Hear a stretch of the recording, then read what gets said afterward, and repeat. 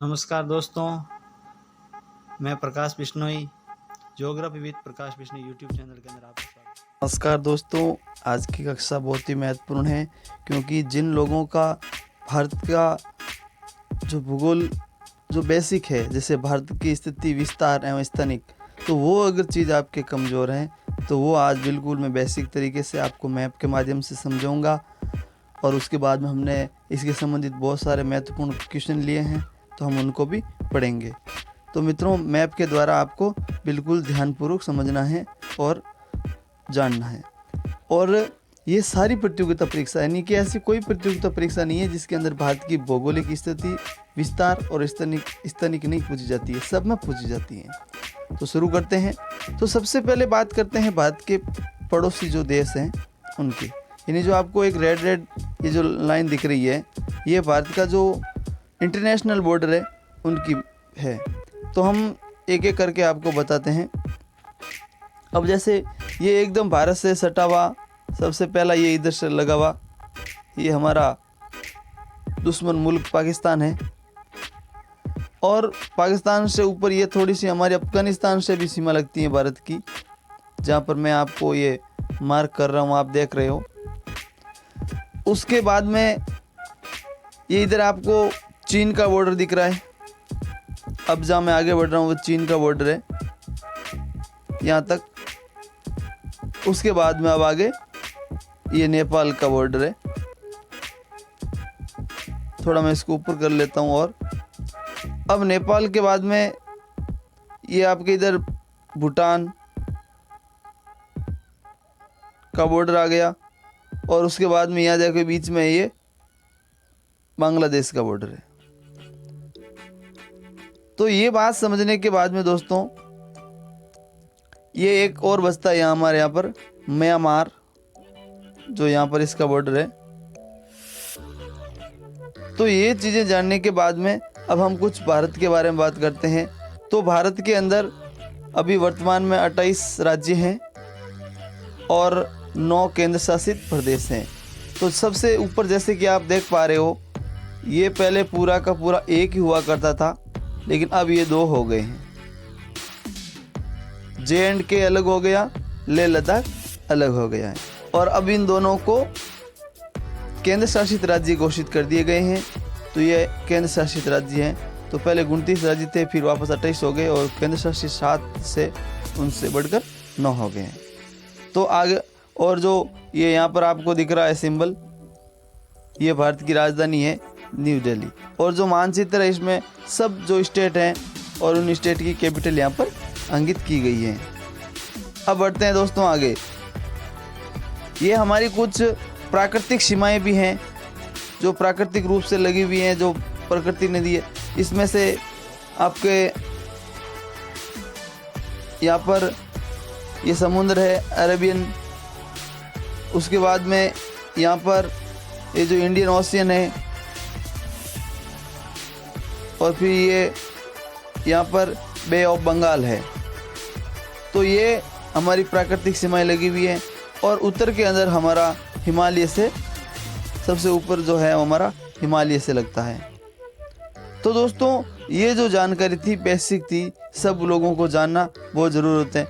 अब देखो दोस्तों, यहाँ पर जो हमारे 7 सिस्टर हैं, छोटे छोटे राज्य हैं, और इनके एकदम बीच के अंदर देख लीजिए बांग्लादेश है। ये छोटा सा ही टुकड़ा यहाँ से सिक्किम से भूटान की तरफ ये लगता है। उसके बाद में फिर छोटे आ जाते हैं। अब बात करते हैं इनके संबंधित महत्वपूर्ण प्रश्नों की। तो भारत का उल्लेख किस पुराण में मिलता है? तो भारत का उल्लेख मिलता है, वो मिलता है विष्णु पुराण के अंदर भारत का उल्लेख मिलता है।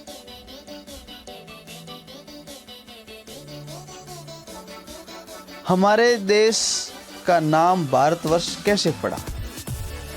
आर्यों की जो भरत नाम की जो शाखा थी उससे पड़ा।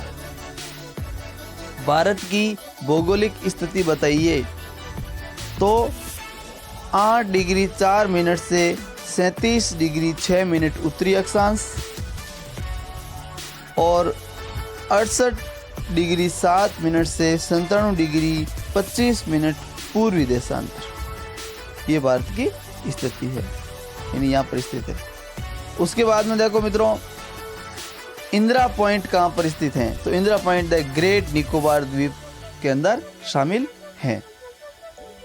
82.5 30 मिनट पूर्वी देशांतर का क्या महत्व है? तो ये देश में जो प्रमाणिक समय निर्धारित करता है वो यहाँ से होता है। ग्रीनविच समय, वो भारतीय समय में कितना अंतर है, यानी कि ग्रीनविच समय और भारतीय जो समय होता है उसके अंदर कितना है? उसके अंदर 5 घंटे और 30 मिनट का फर्क है, अंतर है। उसके बाद में देखो दोस्तों, भारत का क्षेत्रफल कितना है? ये बहुत ही बेसिक है, आपको सब कुछ जानना बहुत जरूरी होता है। और विश्व में कौन सा स्थान है? तो भारत का क्षेत्रफल है 32,87,263 वर्ग किलोमीटर। और भारत का 7वां स्थान है। भारत से 7 देश बड़े हैं, 6 और बड़े, 7वां भारत का है। भारत की आकृति कैसी है? तो आप लोगों ने जैसे देखा होगा, तो भारत की आकृति है वो चतुष्कोणीय है। कैसी है? चतुष्कोणीय है। और जनसंख्या में भारत विश्व में किस स्थान पर है? जनसंख्या में भारत विश्व में दूसरे स्थान पर है और प्रथम स्थान पर चाइना है। आगे बढ़ते हैं दोस्तों। भारत की प्राकृतिक सीमाओं किससे निर्धारित है? तो भारत की जो प्राकृतिक सीमा मैंने अभी आपको बताया था, सबसे ऊपर हिमालय पर्वत श्रृंखला से और नीचे हिंद महासागर से। उन दर्रों के नाम बताइए, या दर्रों है नाम बताइए जिनसे होकर प्राचीन काल में आक्रमणकारी भारत आए थे। तो वो दर्रे हैं